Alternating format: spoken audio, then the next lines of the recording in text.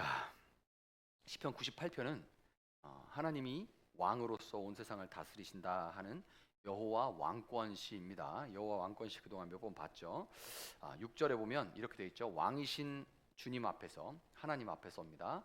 나팔과 뿔나팔 소리로 환호하여라, 이렇게 되어 있어요. 6절의 이 고백대로 왕이신 하나님 주님 앞에서 나팔과 뿔나팔 소리로 환호하여라.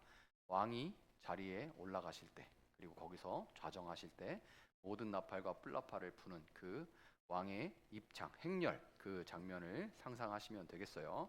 자, 여기서 96편, 시편 96편, 우리가 이제 98편인데 96편 1절에도 새 노래로 주님께 노래하여라, 온 땅아 주님께 노래하여라 라는 요 새 노래가 들어간 시편이 있었습니다. 시편 150편 중에 새 노래로 주님을 찬양하여라 라는 몇몇 시편이 있는데, 그게 첫 번째가 96편이고 그 다음에 이 두 번째가 98편이에요. 새 노래로 주님께 노래하여라, 온 땅아 주님께 노래하여라 와 함께 이 98편도 새 노래로 주님께 찬송하라, 그 왕이신 하나님, 그 왕이신 하나님 앞에 새 노래로 찬양하라 라는 도전이 있어요. 새 노래로 그분 앞에 노래해야 된다, 이런 도전이 있어요. 그런데 96편에는 찬양 요청과 그 새 노래로 여호와 하나님 앞에 찬양하여라 라는 그 찬양 요청과 함께 96편은 그냥 찬양을 요청했는데 98편에는 그 새 노래로 주님께 찬양해야 되는 이유가 함께 제시가 됩니다. 96편과 비해서 98편에는 그렇게 찬양해야 되는 이유가 제시되어 있어요. 왜 그렇게 찬양해야 되냐면 뭐라고 합니까? 주님은 기적을 일으키시는 분이시다. 그 오른손과 그 거룩하신 팔로 구원을 베푸셨다, 이렇게 돼 있어요. 주님은 기적을 일으키시는 분이시다. 그 오른손과 그 거룩하신 팔로 구원을 베푸셨다.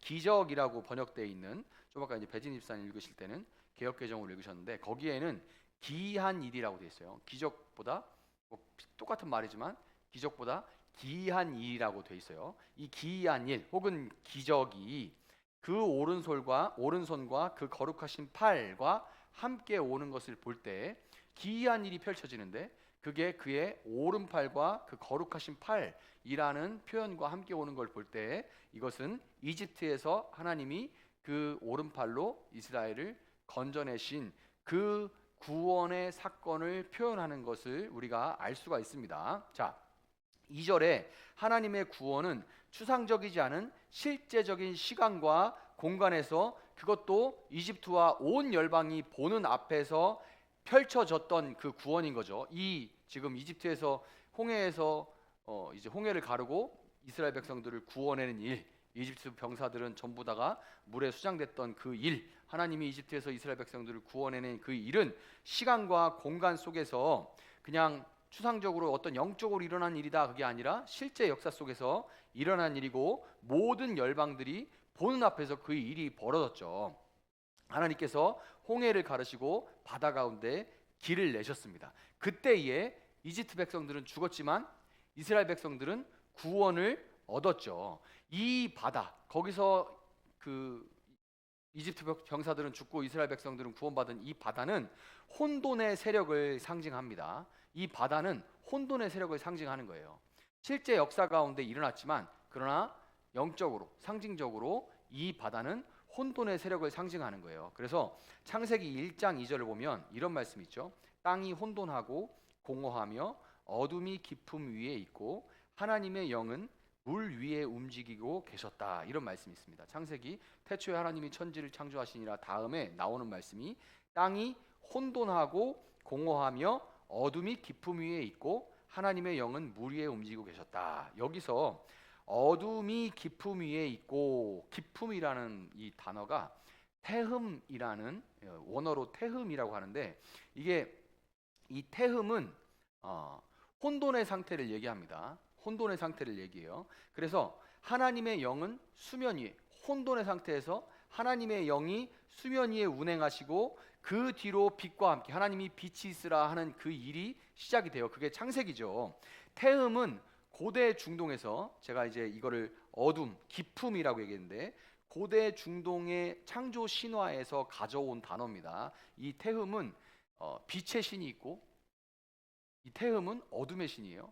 그리고 선신이 있고 악신이 있습니다. 이거 고대 중동의 세계관에서는 선신, 악신, 빛의 신, 어둠의 신 이렇게 있었어요. 태음은 당연히 어둠의 신, 기품, 이 혼돈의 신이고 어둠의 신이죠. 악신인 거예요. 그러니까 이 고대 중동 사람들이 생각할 때는 이 낮과 밤이 빛의 신, 어둠의 신 이런 식으로 사람들은 그때 고대 사람들은 그렇게 생각하고 있었어요. 그래서 악신이 이길 때가 있고 선신이 이길 때가 있고 이 세상은 그런 식으로 운영된다라고 생각하는 그런 생각을 가지고 있었습니다. 그러니까 당시에 모든 사람들이 다 이렇게 생각하고 있었던 거예요. 선신과 악신이 대결하는 것이 이 세상이다라고 생각하고 있었는데 성경은 그 당시 사람들이 다 이렇게 생각하고 있었기 때문에 이 태음이라는 이 악신이라는 단어, 기품이라는 단어인데 악신을 부르던 그 이름, 어둠의 신을 부르던 그 이름을 가져와서 야, 악신, 선신 이런 게 있는 게 아니야.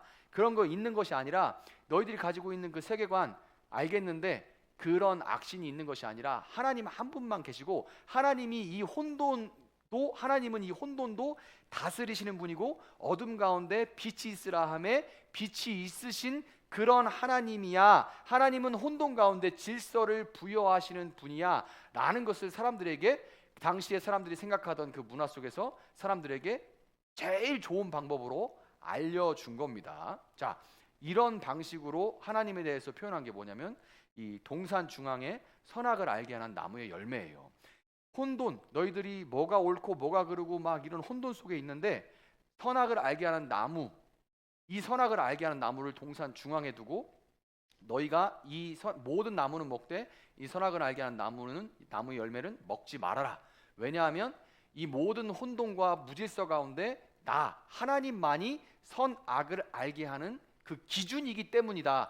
이 하나님만이 이것이 기준이고 하나님의 말씀을 순종할 때 모든 것들이 그 무질서 가운데 질서가 잡힌다라고 하나님께서 이 당시에 살던 사람들, 창세기도 우리가 1차 독자가 아니라 그 당시 살던 사람들이 1차 독자고 그 당시 1차 독자 사람들은 선신과 악신, 빛의 신, 어둠의 신 이런 게 있다고 생각하던 사람들이에요.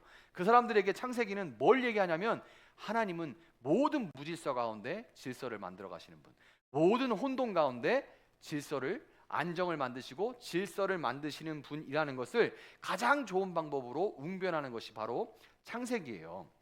자, 그래서 이 바다 가운데 길을 내시는 건 역시 뭐예요?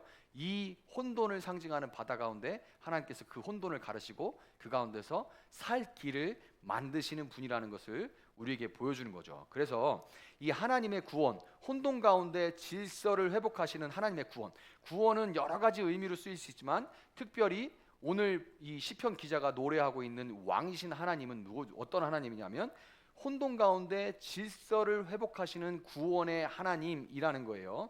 이 하나님을 우리가 가시적으로 깨닫는 방법은 뭐냐면 지난날 이 홍해와 같이 그리고 창세기의 이 시대와 같이 지난한 하나님이 베푸시는 구원을 보는 겁니다. 그 구원을 하나님이 베푸신 구원, 지난날에 베푸신 그 구원들을 보라는 거예요. 그래서 먼저는 말씀을 통해서 경험합니다. 이스라엘 역사 가운데 베푸신 하나님의 구원의 은혜로 가득한 것이 성경이죠. 그래서 말씀을 통해서 하나님이 베푸시는 구원을 가시적으로 경험해라. 두 번째는 개인의 삶을 통해서 경험하는 거예요. 그 성경에 나오는 인물들 가운데 과거의 역경, 그 무질서와 혼돈, 어찌할 바를 모르고 이 아브람일 때 혼돈 속에서 살았잖아요. 하란 땅에 살 때 거기서 우상을 깎아 만들면서 혼돈스러운 삶을 사는 가운데 어디로 가야 할 바를 알지 못할 때 하나님께서 가나안으로 가라 할 때 그 무질서한 세계에서 하나님의 말씀을 따라 순종해 감으로써 거기서 하나님께서 그의 삶을 다스리시는 이 모습을 우리가 볼 수 있게 되죠. 그래서 혼돈스러운 과거를 딛고 현재를 누리게 된, 질서 있는 현재를 누리게 된 사람들의 이야기를 통해서 우리가 알 수 있고, 하나님이 지으신 이 세계의 질서를 또한 이 관점으로 보면서 우리가 또한 알 수가 있어요. 이렇게 성경에서 하나님 베푸신 무질서 가운데, 혼돈 가운데 질서를 만드신 하나님의 구원을 성경의 역사적인 사건과 사람과 또 그 관점을 가지고 온 세상을 볼 때 우리가 알 수 있는데, 이 구약의 이 세계관이, 구약에 기록된 이 하나님의 왕이신 하나님이 만드시는 이 구원이 예수님이 오심으로 이 구원의 하나님의 이야기가 열방으로 확장되죠. 온 세상으로 확장이 됩니다. 그래서 그 이스라엘 땅에 국한돼 있던 그 얘기가 우리에게까지 전달이 돼요. 이제는 우리가 이 이야기를 다 알게 된 거잖아요. 그래서 이 놀라운 구원의 소식이 온 세상에 전파된 이 왕이신 하나님이 온 세상의 무질서를 질서로 회복하신다라는 이 기쁨의 소식이 전통적으로 기독교 전통에서 이 시편 98편이 언제 읽히냐면 그리스도의 탄생을 축하하고 환호하는 성탄절에 이 시편 98편으로 찬양을 합니다. 놀랍죠? 그러니까 예수님이 탄생하신 것이 온 세상이 이제 평강의 왕으로 오시는 거잖아요. 온 세상이 무질서하고 폭력과 흑암으로 가득할 때 이 빛이신 평강이신 예수님이 오심으로 인해서 질서가 회복되는 이 이야기. 이래서 이 시편 98편이 예수님이 탄생하시는 성탄절의 기독교 전통에서 찬양으로 불려지게 됩니다. 자, 그래서 예수님이 오심으로 아까 말씀드렸던 이 하나님의 구원이 가시적으로 우리가 성경을 통해 알 수 있는 것들이 우리가 신약 시대에 우리에게 다가와서 우리도 개인적으로 보면 이 말씀이 믿어지면서 도무지 이해할 수 없는 우리 삶의 이유와 목적이 정리되고 인생길의 질서가 회복되는 것을 경험하게 됩니다. 그러니까 이 구원의 하나님의 이야기, 놀라운 이야기가 예수님이라는 분을 통해서 우리에게 그 구원의 소식이 전해졌을 때 우리 인생도 나는 뭘 위해 살지? 무엇 때문에 사는 거지? 진짜 이렇게 돈만 벌도록 돈 버는 기계처럼 죽도록 살다가 이렇게 노후 준비하다가 제대로 노후 즐기지도 못하고 이렇게 죽는 게 인생의 전부인가? 참 허무하다.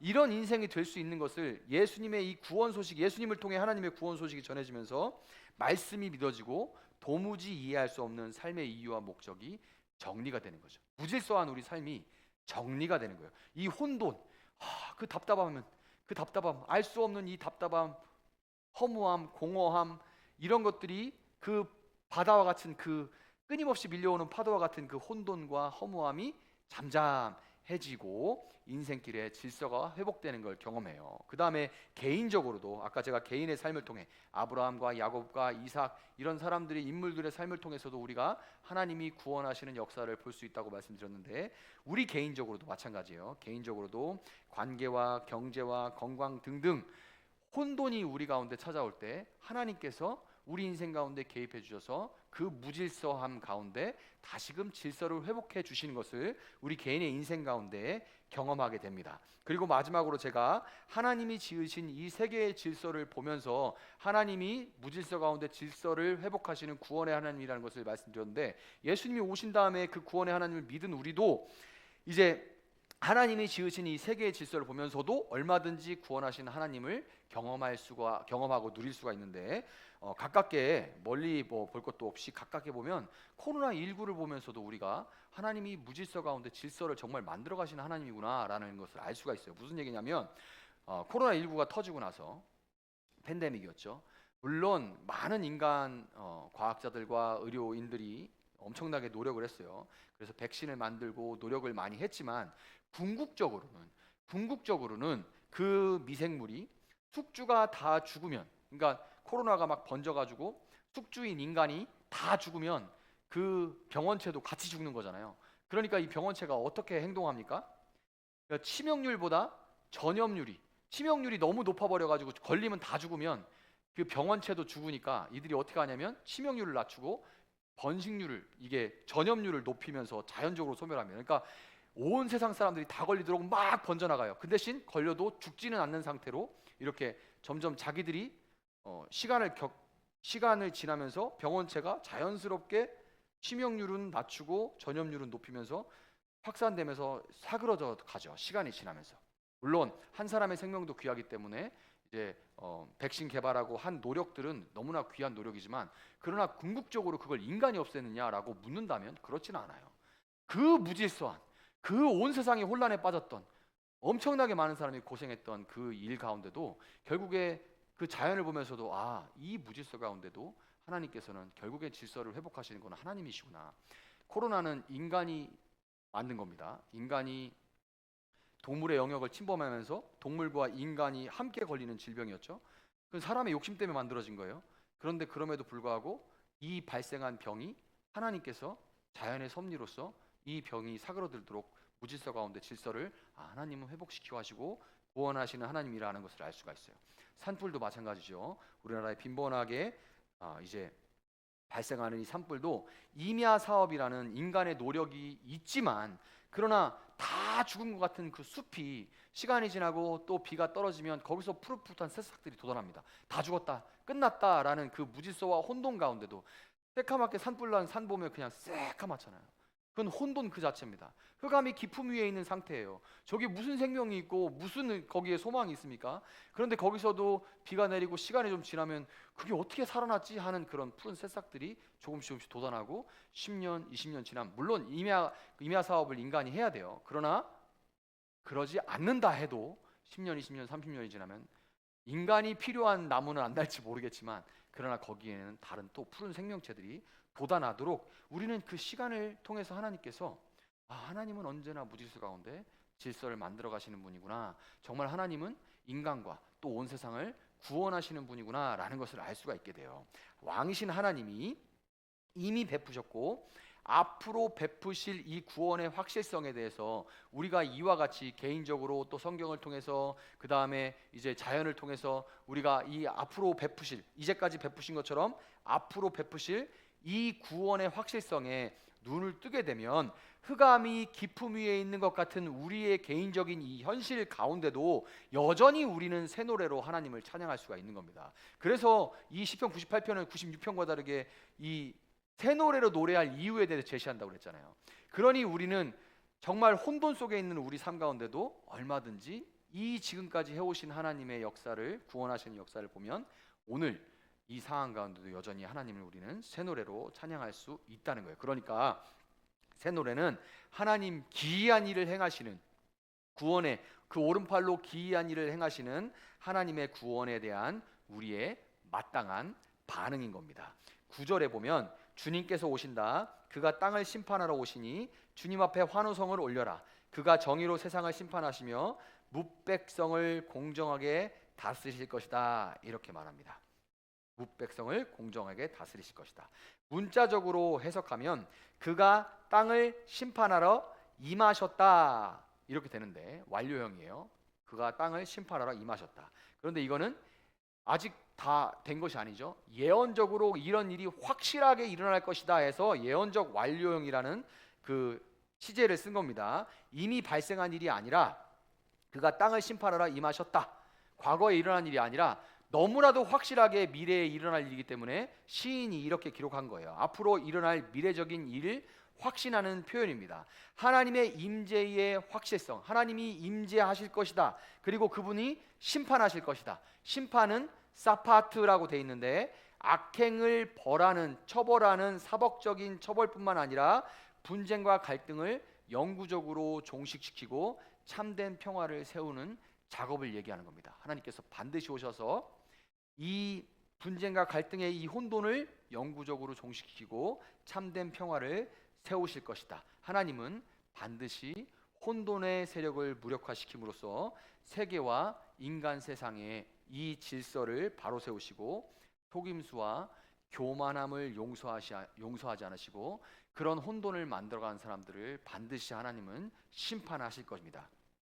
혼돈의 세상에, 이 혼돈의 흑암이 깊음 위에 있는 것 같은 지금 세상에서 정말 이 무질서 가운데 질서를 만들어 가실 심판자가 반드시 오실 것이다.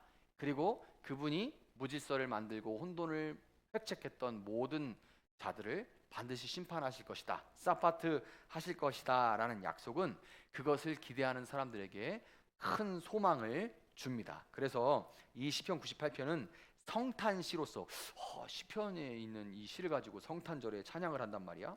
성탄절에 찬양을 한단 말이야. 그런데 그런 의미가 분명하죠.